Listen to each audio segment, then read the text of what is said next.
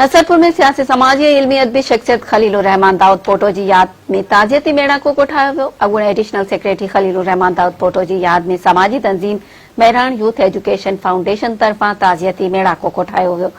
ताजियती मेड़ाके खे ख़िताब कंदे आफ्ताब अली शाह बुखारी चयो त साईं खलील नसरपुर ऐं सिंध जो फिक्री उस्ताद हो।